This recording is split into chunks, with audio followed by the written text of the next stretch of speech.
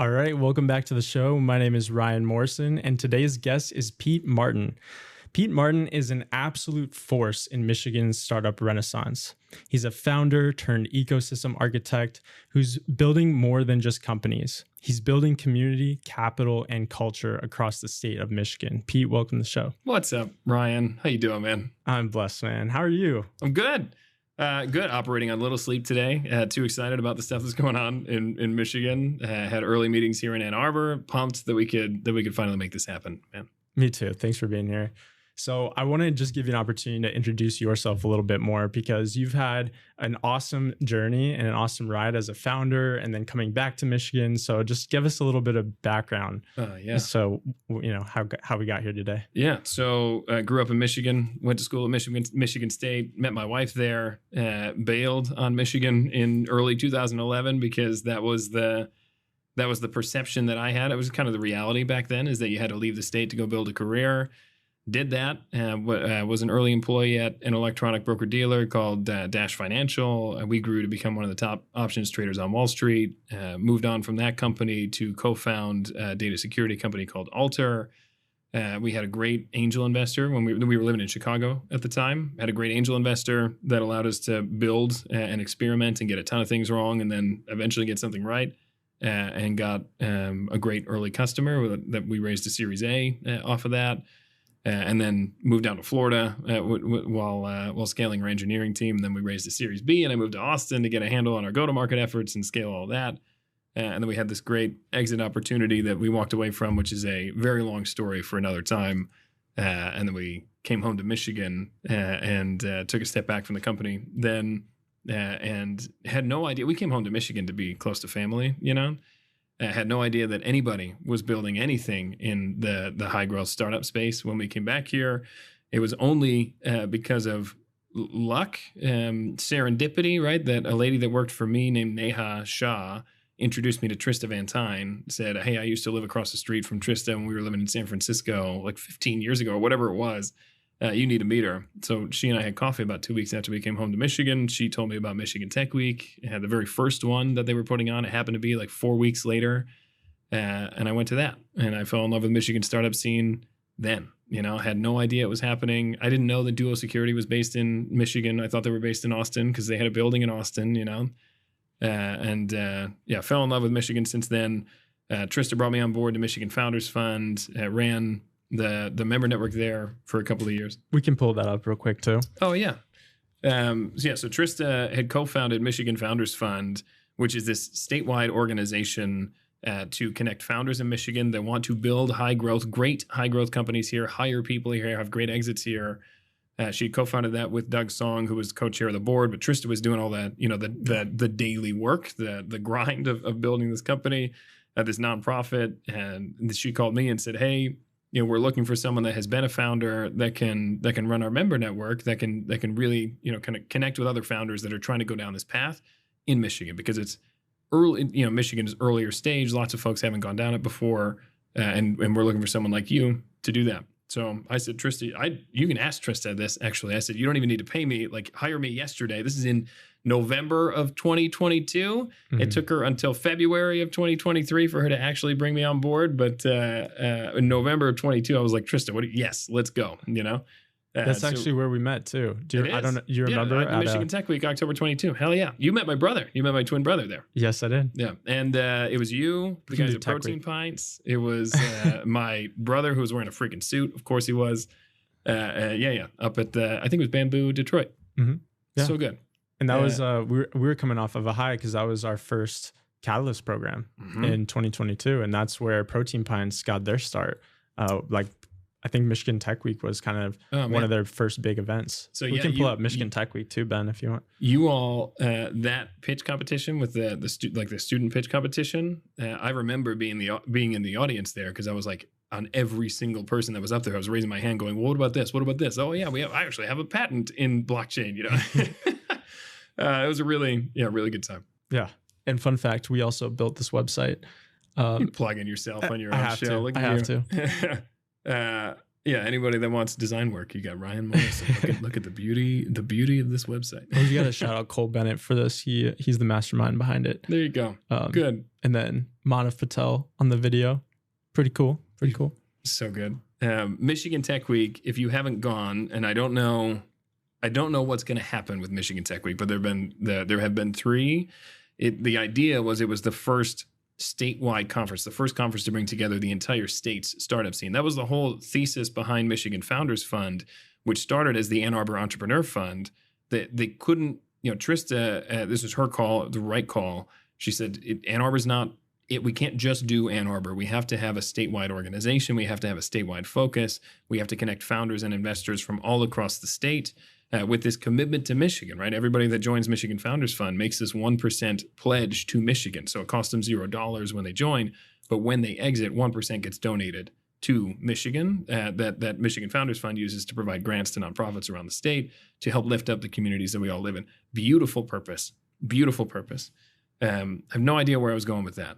I was going somewhere beautiful and it's gone. That's fine. But anyway, so she started Michigan Tech. Oh, there we go. Yeah. So Michigan Founders Fund became the statewide organization. She started Michigan Tech Week as this thing to draw founders and investors from across the state and across the country to come to Michigan to see what's going on here, to build the density that we need here, to build a community of founders that we need here. And it's beautiful, right? Like that's exactly what happened. The three Michigan Tech Weeks that have gone on so far have brought folks from around the country, have brought founders together from across the state.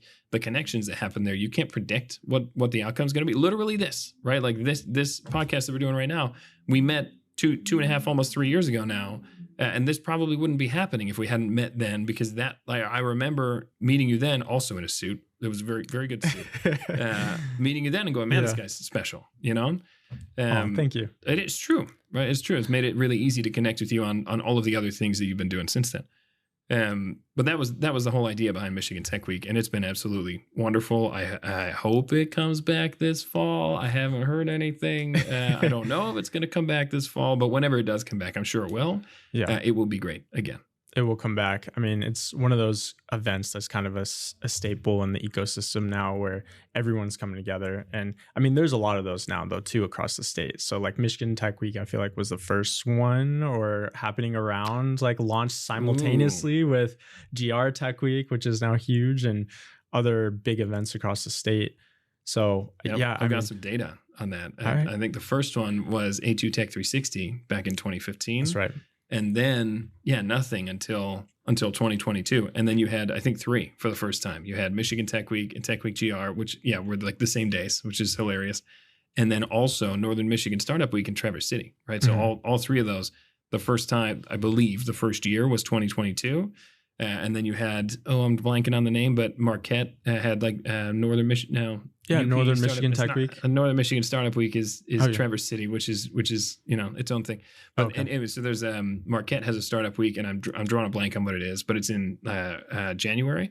That was 2023, and then 2025, just this year, East Lansing, right? Entrepreneurship and Innovation Week in East Lansing was just, I feel like it was just a month and a half ago.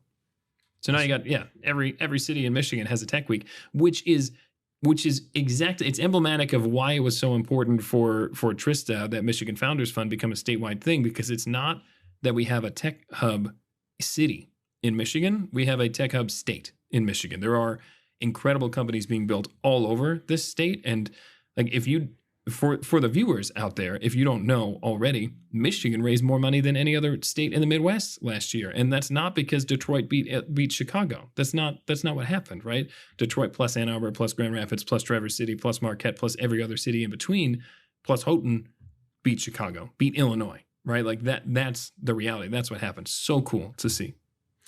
It is really cool to see. And I want to go more into that, but it might be a nice segue into what you're doing now. You became who I know as the Michigan man when you were with Michigan Founders Fund.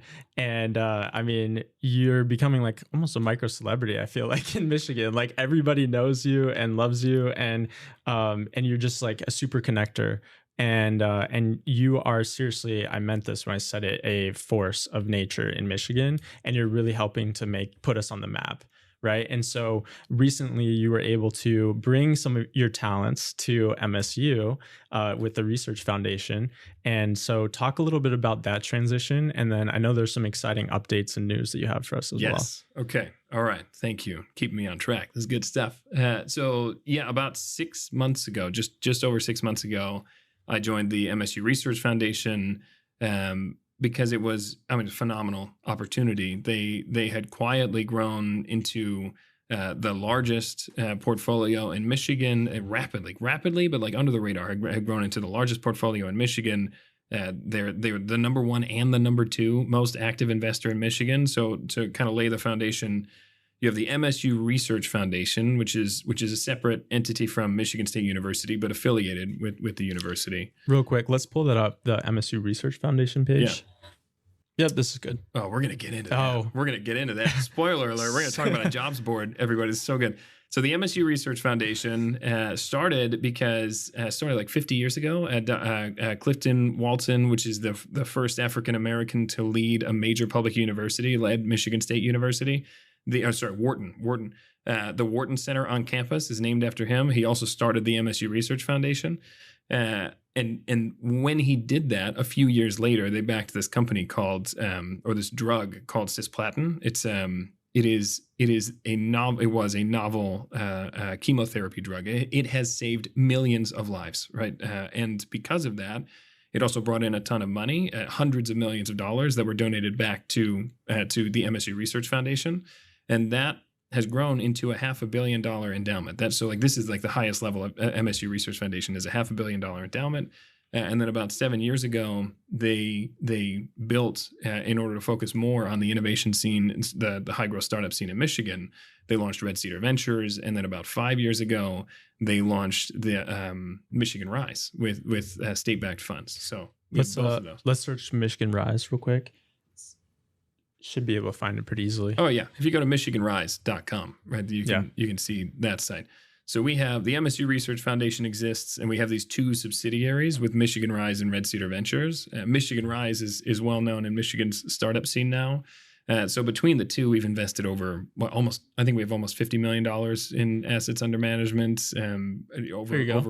123 active. Yeah, this is just the Michigan Rise side, right? 123 active companies. Between the two, there's over 200 active portfolio companies, over $40 million invested, over $1.3 billion in additional funding that's come in.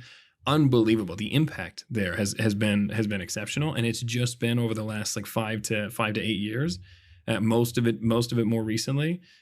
So they brought me on board because they had grown this really large portfolio, and they were looking at what came next, and they wanted to put more structure around how they were supporting their portfolio. So I joined, and we have spent the last 6 months aggressively focusing on how the support that we were providing, and then putting more structure around that support and thinking about new ways that we can be supporting our portfolio, like with things like this job board that we just announced this week, which is amazing. There's so many ways that we can be supporting our portfolio, with investor introductions, with customer introductions, with talent, right? And this job board was extremely low-hanging fruit because, and this is the benefit of being gone for so long. I love that I built a great career. Hate that I had to be away from home for so long. We missed out on a lot of things by being gone.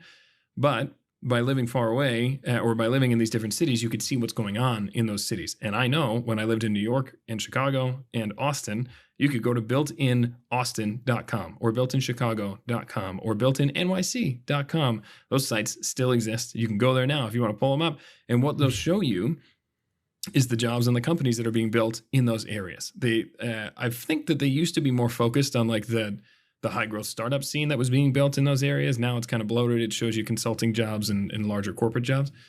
But they were a thing that allowed you to see that, like, oh yeah, opportunity is here. And when I moved back to Michigan and I knew nothing about Michigan startup scene, I tried to find that. I would try to go to like builtindetroit.com. It doesn't exist. Built in Detroit, built in Ann Arbor, no city like that existed.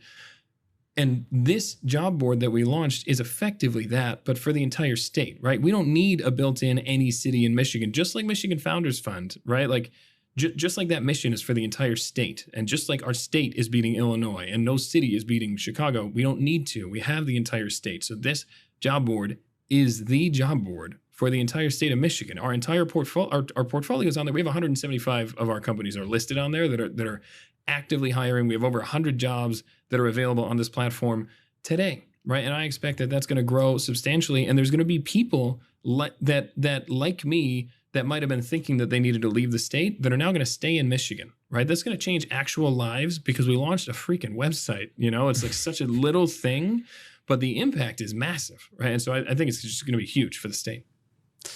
I agree completely. And there's a lot of things, small steps that we can make and that we are making. And I think that is what really separates Michigan as a startup ecosystem, is that there's connectivity now, I feel like, across the state, where we are extending our hand across the table, right? And trying to build those bridges between the different cities. And they're all kind of growing in tandem together, which is super cool. And I mean, you're seeing right now Detroit as the number 1 or 2 fastest growing startup ecosystems. I think I just saw from Mayor Duggan to a post, or was it Mayor Duggan or somebody? It might have been Dan Gilbert, where right now Detroit is one of the most it's the most top cities to visit right now in the country, ahead of number 1 over San Diego and over some of these other places like Austin. Somebody sent me a report yesterday that says, is Texas losing its luster because Austin's losing tech jobs, which I find fascinating. They didn't talk about Michigan in that report at all. Otherwise, I'd be talking about it. But yeah, right. You see that we smashed the NFL draft record, and because there has been such a turnaround in Michigan over the last 15 years, right? The perception of Michigan was horrible, right? What was horrible when we were living out of state. Any time that you bring up that, oh yeah, I'm from Detroit, I'm from Michigan, it was, oh, I'm sorry, right? Sorry about your state. Sorry about the Lions. Sorry about Detroit's bankruptcy. What's it like? Legitimately, those were the questions that came up. But now there's been a massive turnaround because there are people here that have been focusing on this for 20 years, right? Like smart zones came around in the year 2000, right? They were approved in 2000. I think they came around in 2001. The first state-backed funds came around in 2005. Like we've been focusing on this for 20 years. And then you have the first unicorn exit in Duo Security, first multi-billion-dollar exit in Duo Security in 2018 that spawns 80 millionaires. And those people then create their own companies and they invest in other companies. Doug Song, like Michigan Founders Fund exists because Doug Song and Trista started that together, right? And Jono from Duo is an avid investor. And you got Zach Erlacher, who's up in Traverse City, who's helping the startup scene there, right? So these folks that have the experience of building a hypergrowth company are staying in Michigan and they are helping. And it's this momentum is only picking up steam, right? Like Michigan, we raised $1 billion for the very first time in 2020. And then we did it again in 21 and 22 and 23 and 24, right? We have raised $1 billion 5 years in a row. That didn't happen in any other year from 2019 or earlier, Like it's unbelievable how much this state has grown. And at the same time, venture across the world since 2021, peak startup, right, is down 50%. In California, it's down by a third. In New York, it's down by 2/3. In Michigan, it's even. And this year, we're up 34% year over year so far, right? It's unbelievable. Again, the momentum that's here is crazy. And if I could rant for a little bit longer, we're so well positioned too, right? Like we are the number 1 state in clean tech 2 years in a row since the passage of the Inflation Reduction Act. There are more clean tech projects happening in Michigan than any other state in the country. And you got companies like Pearl Edison, you have companies like Luxwall, you have companies like, Inspired Solutions, right, in East Lansing that are building incredible things in the clean tech space. You've got advanced manufacturing, right, and how incredibly well positioned we are for advanced manufacturing, with Apple committing $500 billion to invest in the U.S. over the next 4 years. And the very first state listed right up top in their press release was freaking Michigan, Unbelievable, because they know that the talent's here, right? The talent has been here. We have so many people that work in manufacturing, and retraining some talent from manufacturing into the digital equivalent of manufacturing is not going to be hard, right? And they're going to bring people from across the country to Michigan to train them in advanced manufacturing. Think of logistics and supply chain and how we have the number 1 logistics school in the country, the number 1 supply chain schools in the number 1 and number 2, right? The supply chain schools in the country are in Michigan. It's unbelievable. And the focus on all of this stuff right now is back to the things that we've always been great at. Supply chain, my goodness, extremely important right now. Advanced manufacturing will be important for the next 20 years. Robotics, we have one of the top robotics companies in the country is here, right? And Fanuc, right? I think it's Fanuc Robotics. You can maybe don't quote me on it, but I'm pretty sure they're based in like Auburn Hills or Rochester, right? They're here in Southeast Michigan. Unbelievable, right? So they're super well positioned. And rant. It is truly remarkable. You can feel it. You can feel the buzz when you are plugged into the community in Michigan that it's picking up, right? And you mentioned at one of your recent talks at NEF, actually, you talked about the past, present, future of Michigan, and you brought up the fact that Michigan has changed the world a minimum of 5 times. Oh. So do you want to, I know, unlocking a whole other rant. I actually don't know how many times. I can't count it because I just get like, I go off, you can kind of feel like I just get super hyped and then I can't. It was like 5 or 6 times just because of automotive, right? Like just because of automotive. But there's so many things that we've done in addition to that. But so yes, we created cars. We also like modern manufacturing is from Michigan. We created Silicon Valley, right? Have you heard that argument with Dr. Brophy? No, I haven't. Oh, I just met him for the first time a couple months ago. No way. Yeah. Oh my gosh. Now I want to hear his argument. Well, we're getting coffee soon, so I'll have to record it. Yeah, I'll bring him here for coffee. Yeah, record. That'd be really good. But yeah, he basically makes the argument that because of the conveyor belt, we actually helped create Silicon Valley. The Silicon, just the way that they churn out startups, and I mean, he has a whole thing. I'll have him on the show and I'll send him to you, dude. Yes. Okay. I want to know about that. I would love to learn about that. But yeah, just off the top of my head, so cars, yes. Mass manufacturing is from Michigan. The roads and highways and traffic lights and friggin' suburbs. Right? We had the first highway, right, in America, in Detroit, and the first traffic light was right downtown Detroit. Yeah.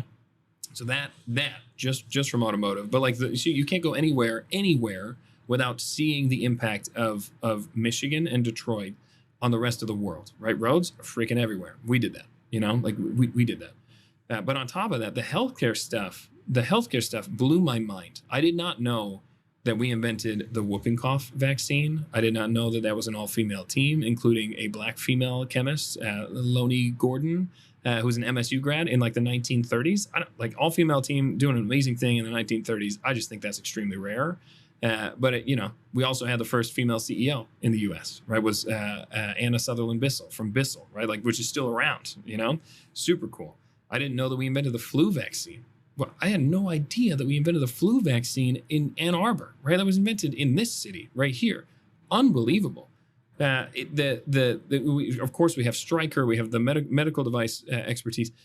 The cisplatin we talked about earlier, right, which has saved millions of lives. And then the most popular drug of all time, Lipitor, or most successful drug of all time, and Lipitor came through here too. I didn't know that the same team, the same people that invented the flu vaccine, one of them was Jonas Salk, who then invented the polio vaccine. He left Michigan to invent the polio vaccine. So technically that one wasn't invented here, but then he came back here to partner with his former teammate, Thomas Francis Jr. Man, I'm getting the names right. This is great. Partnered with his former teammate to do the polio trials, right? The 1.8 million children that went through the polio vaccine trials, and they announced the success of those trials at U of M, at Rackham Auditorium. So cool. And don't forget about Google, right? Stop. Okay. Yeah, we had many great things were done here, were built here. And yes, many great things were started by people from here, right? And so think of the number of times we changed the world. Friggin' Google again, right? Google. Yeah. Steve Ballmer, who ran Microsoft for a while, is from Michigan. The video game reference that I will never not make, Civilization. If anyone has played Civilization, Sid Meier went to University of Michigan. Fred Schmidt, who made sure that we all knew about that game, was running marketing for lots of companies. Also grew up in Michigan, went to Wayne State. Twilio, those guys met at University of Michigan. Handshake, the Michigan Tech grads that built a unicorn company. Maven is from Michigan, U of M grad. I think Activision Blizzard, the guy that was running Activision Blizzard, also in the video game space, is a U of M grad. Unreal. The number of things that were built here, and also the number of companies that were built by people from Michigan, and that the downturn that we've experienced over the last like 30 or 40 years is really just the stuff from like 1980. In 1980, we had 5 of the top 10 average household incomes, and like 5 of the top 10 cities for average household income in the country. 5 of the top 10 were in Michigan, and that was gone by 2016. We had 0 of the top 10. And so it was kind of a dramatic downfall, but only over a short period of time. This country's been around for 200 years, 250 years, you know? And so in Michigan's history, that's a relatively short amount of time. The rest of our history, we've been on top the entire freaking time. And so my very strong belief is that we are rising back to the top in all of these ways that matter again, right? In physical goods, in transportation, in logistics, in all of these areas where we have, our entire population has expertise, and this blue collar work ethic of like, we're just going to get the thing done.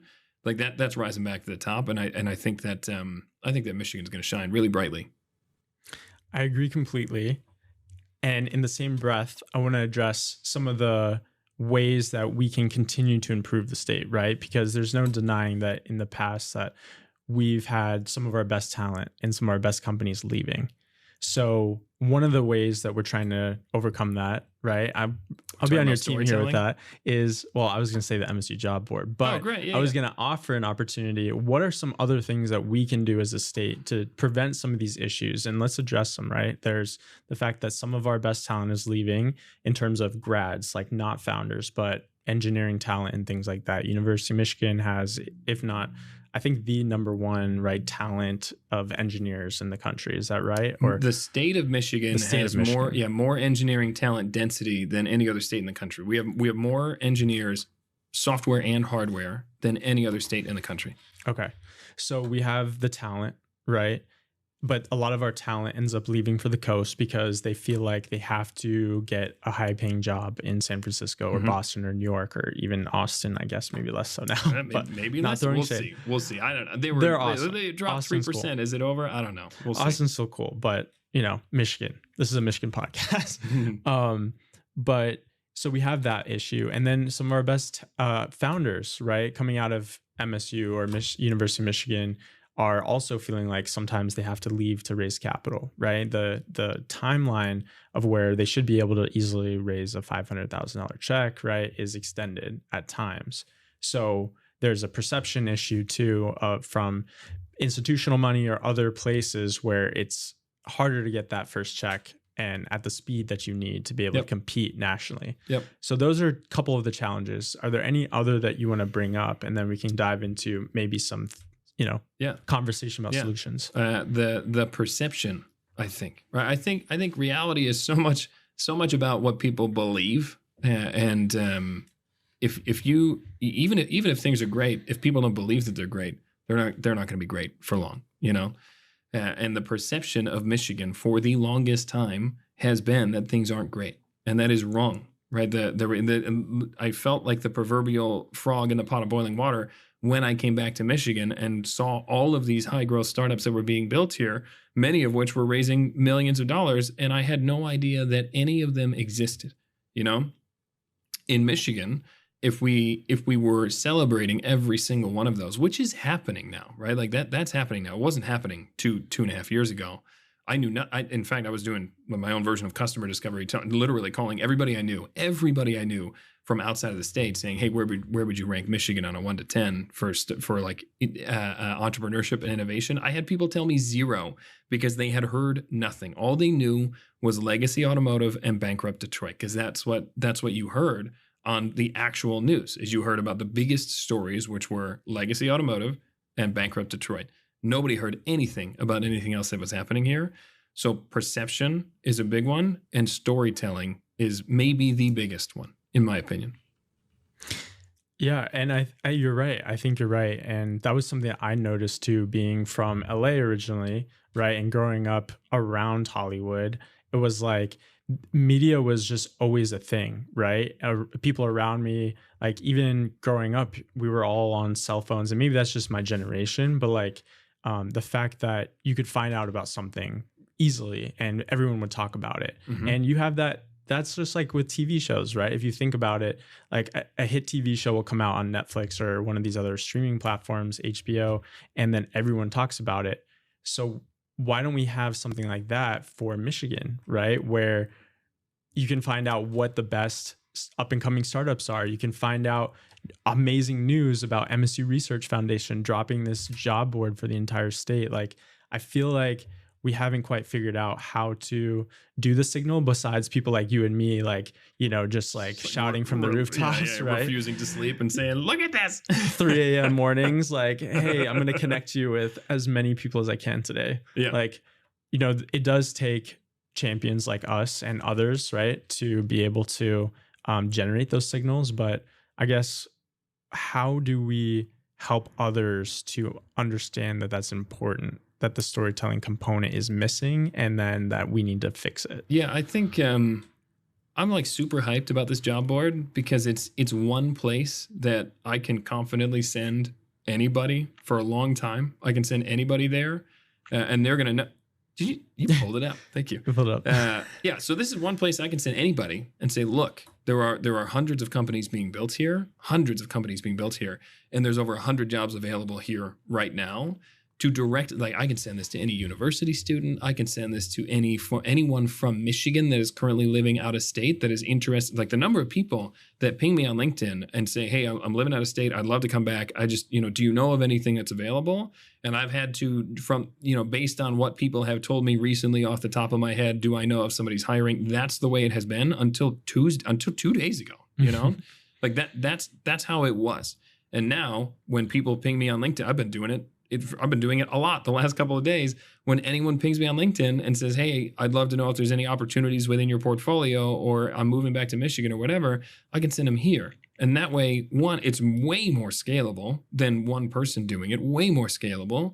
And it changes perception, because someone that goes to this site can see, oh my goodness, there's lots of opportunity. There's not one job available. There's over 100, right? And these are high-paying jobs. These are startup jobs. These are career paths that people can go down. I can send this to any university student and say, you don't have to leave the state. You can do one of these things, right? You can do this.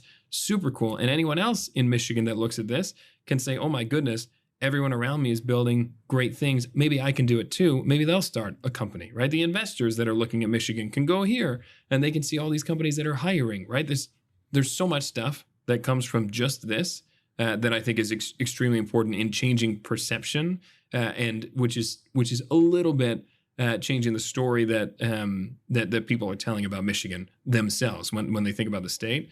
And then, yes, super important for more people to be closing the storytelling gap in Michigan. There's people in Michigan are so nice. The Midwest nice is a real thing.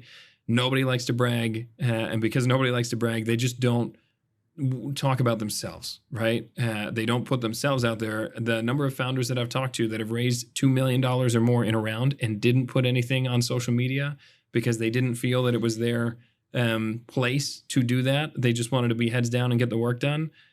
I hate that so much. I hate that so much. If you're raising multiple millions of dollars, you got to tell people about it, because if they don't know, then that's not momentum. You lose the momentum opportunity, and it's so easy to get that in the news, right? Like shout out to Phil Vella, right? If you talk to Phil Vella, he knows, right? One of the easiest things to get in the news is when you've raised money, because that's an easy story, right? Super easy to write, super easy to get out there. People will click on it, easy, And we need to do more of that in Michigan. People need to do that themselves.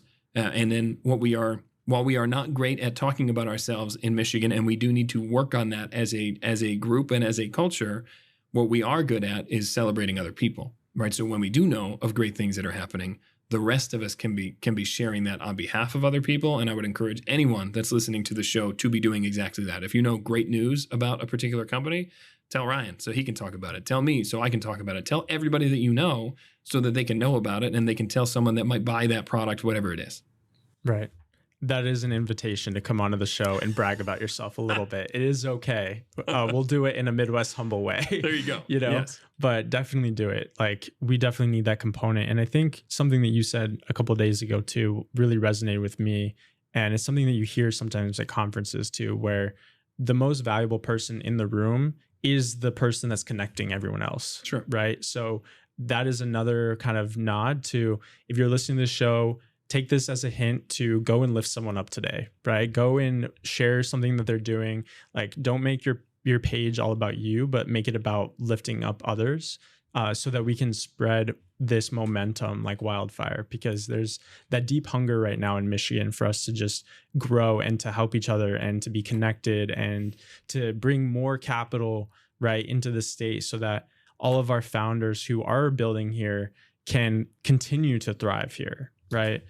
And I guess that's a good segue to like my next thing. Let's stay on that for just a second, because it's a really, really, really good point. Okay. The superpower in Michigan, like, yeah, we have a double-edged sword of like Midwest nice. Everyone's nice, but they don't want to brag. But the good side of that, the really good side about that, is that everybody in Michigan wants to be helpful. It is so easy to connect folks together. It's so easy to have a conversation with someone, because that is also our culture, right? Our culture in the Midwest, and certainly in Michigan, is that people here by default want to be helpful. And so please ask, right? That was my phone, if somebody heard that. So please ask, right? Like, connect with somebody on LinkedIn, ask to pick their brain about something. You will be very surprised at how well how well that works for you. And how easy it is to get into the founder culture in Michigan. If you're going down the startup path, my goodness, please find other founders and connect with them, because it's going to be so easy for you to get to the next level and have them open doors for you too. Michigan is like, I hear it from founders all the time. There is something special happening here. There's something really special happening in the state. And it's the founder community that has been built here, and that has been built across the state. It's the same wherever you go. The founder community is roughly the same across Michigan. Everyone's going to be helpful. Everyone's going to connect with you. Everyone's going to share their challenges and their successes and want to lift you up too. Mm-hmm.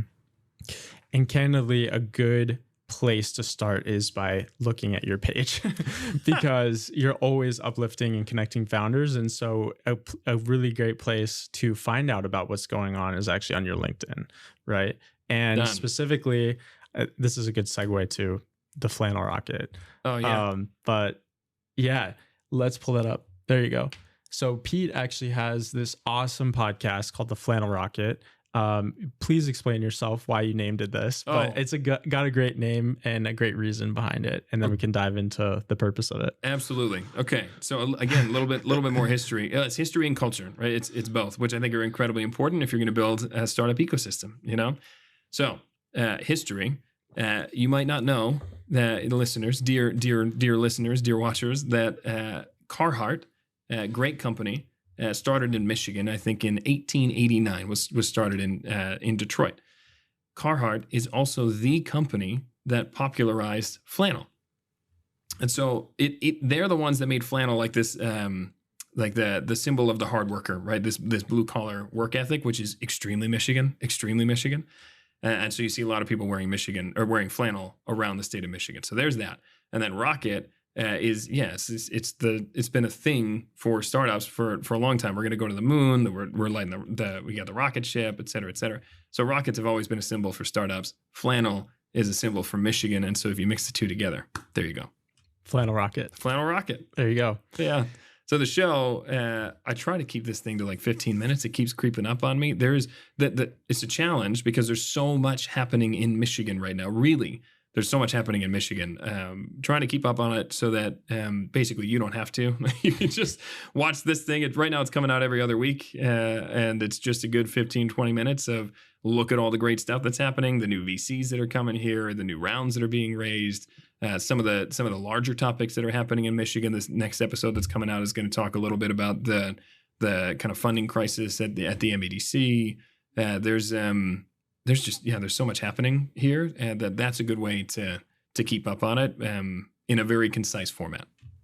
It's a great show. I love it. If I'm ever looking for something relevant going on in Michigan, that is seriously an amazing place to go. Like, you putting in that hard work behind the scenes and making those sacrifices, right? Like, I know you have kids and you have a family and things like that. So you're spending that extra time and your extra hours to go and find that research and find those lessons and then bring them into a format that is digestible for the state, but also for people who are curious about what's happening in Michigan, because it is true, we do have some issues, but every place does, right?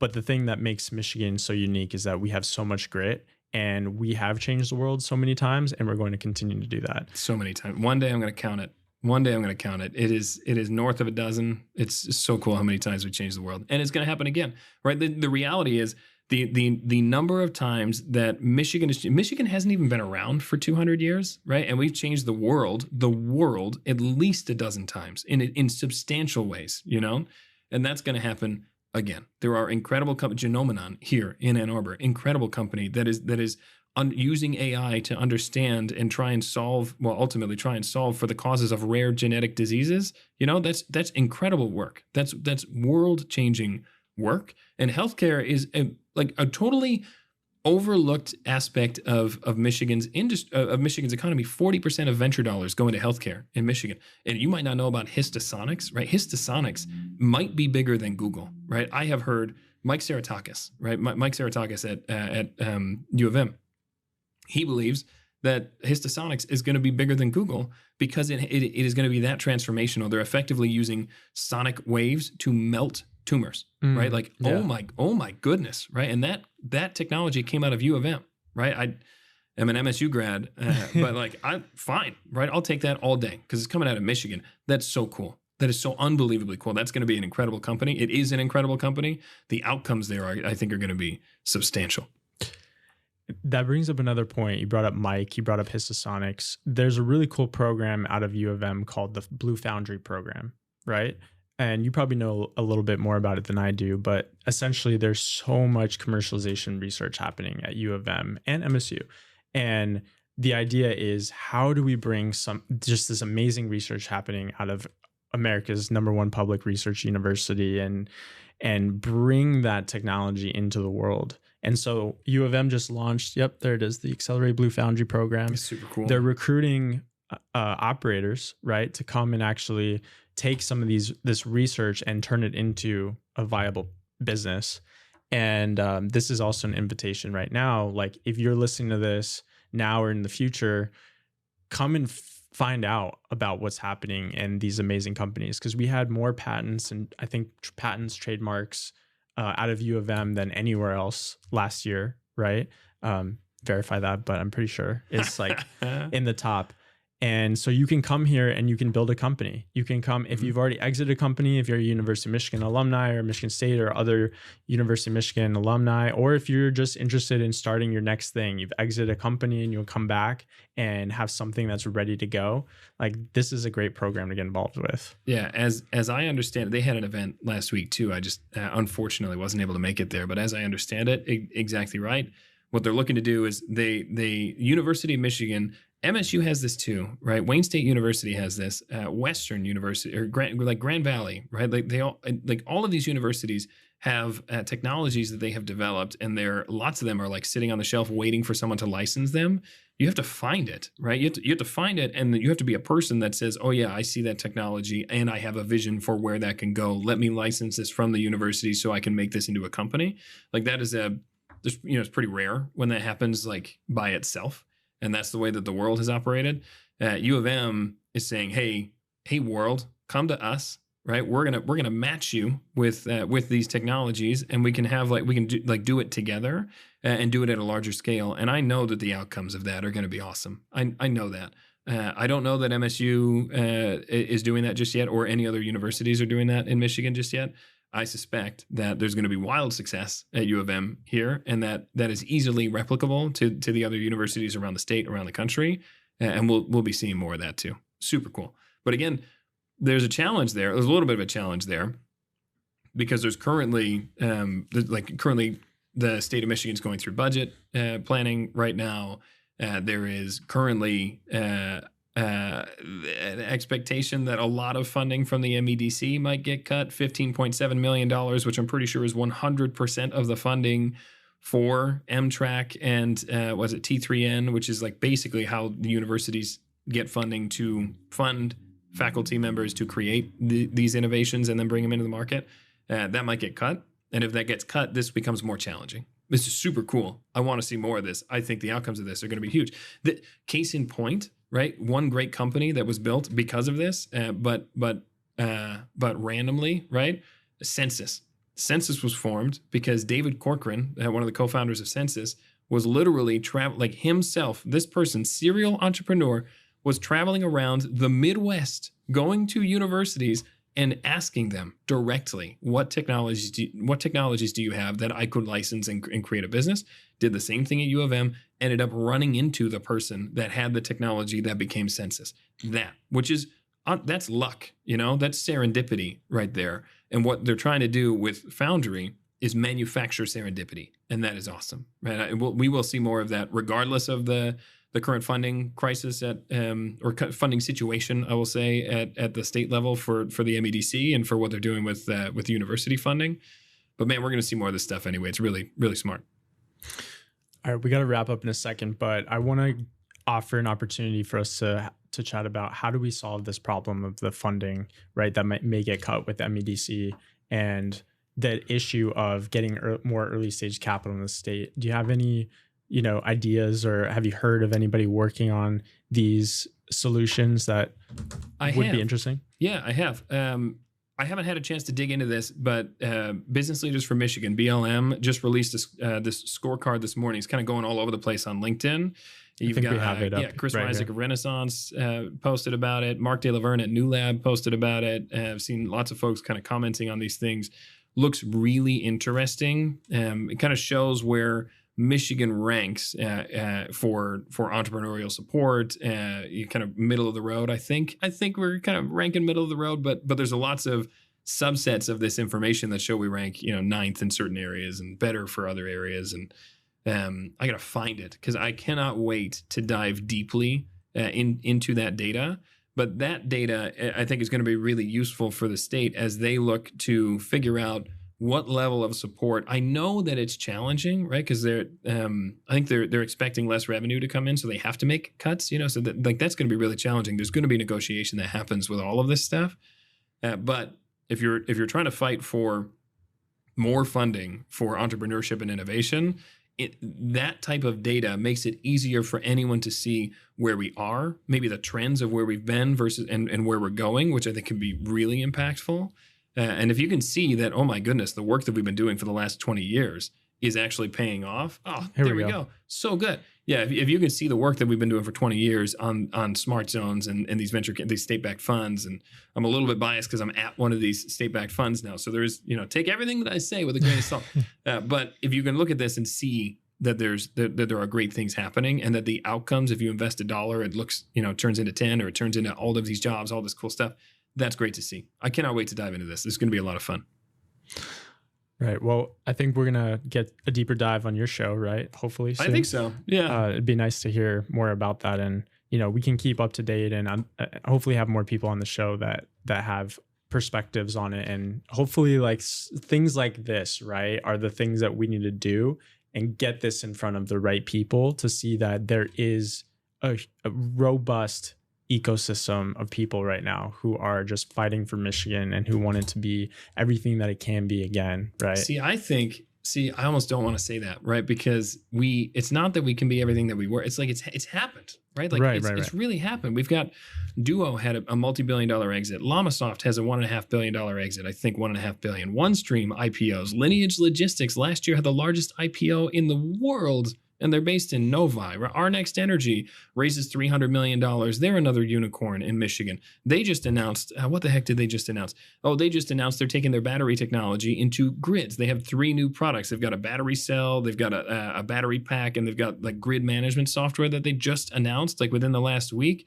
They're coming close to finishing their what do you call it? Gigafactory. They're basically building this $1.6 billion battery manufacturing plant in Southeast Michigan. That thing's going to churn out so much productivity, so much value for Michigan. There's so much stuff that is already happening here. And so again, it's the perception thing. It's not the comeback. It happened, right? It happened over the last 15 years. Now it's, oh my God, we're changing the world again. Right. We're here, but we need to tell people about it. Yeah, that. Yes, we're here. We've been here. My goodness, everybody needs to know. That's great. Well, I feel like that's a good place to wrap up, unless there's anything else that you want to shout out, anything coming up that would be relevant for the listeners. Oh gosh. Man, no, I mean, incredible things are coming. Just know that this, I will say again, super hyped about this job board that we just launched. It is the first of many great things that are coming. I cannot wait to announce additional things that we're doing at the MSU Research Foundation, additional things that the state is doing, additional things. Great things are coming for the entire state of Michigan. So keep watching. All right, so quick bonus segment. We were talking offline about the Turpentine Network, right? And the value in storytelling, the value in podcasting. We've been talking about the idea of a centralized network for podcasting for the Midwest. Talk about it's coming. Why that matters. Yeah, we know that it's coming. So again, teeny recent history, right? Andreessen Horowitz. Everybody knows Andreessen Horowitz, one of the top venture capital firms across the country. They recently they did two things. They bought Turpentine, which is this like centralized aggregated podcast platform. So a bunch of people that were experts in their niche were going on to Turpentine with their shows, mostly focused on tech and startups. But like, imagine you have the CFO podcast, you've got the COO podcast, you've got the How to Raise Money podcast, whatever, right? All of that stuff was in this one place.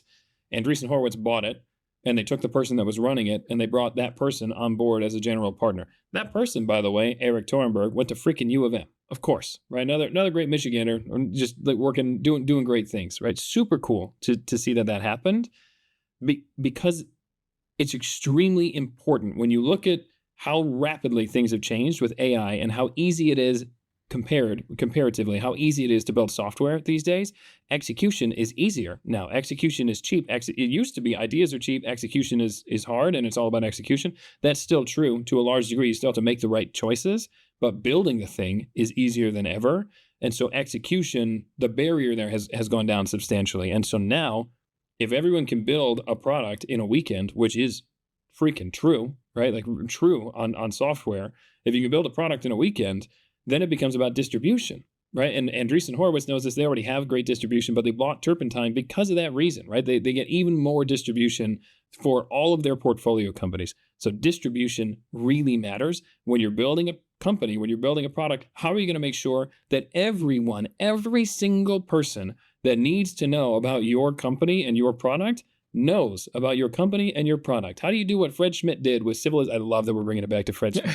How do you do what Fred Schmidt did for Civilization, right? And make sure that the people that are going to love your product know about your product? It's distribution, right? And marketing becomes extremely important, which is what I will say is an Achilles heel in Michigan. You need to have extremely good marketing. You have to have great distribution. And so the people in Michigan and around the Midwest that want to do this storytelling, if we can be coming together to do that and concentrate this into this massive laser beam that blasts through all of the noise out there, and all of a sudden everybody around the country can say, oh my goodness, look at what's happening there. That is extremely important. I see that coming. I know it's coming. It's coming. Hopefully, I think we'll be a part of it in some way, and hopefully the right people all come together to do it. And that's the thing, right? Is like the fallacy that build it and people will come. That's not true. Like you have to show people. You have to tell people. Build it and talk about it at the same time. Yes. And people will come. Exactly. So that's why the Flannel Rocket's important. That's why this show's important. And that's why all the other work that all the other warriors out there, right, are out there making content. Like this is why it matters. Mm-hmm. Big things are coming. All right, we'll wrap the show there. Pete, thanks for coming on the show, and looking forward to having you on again. Heck yeah, Ryan.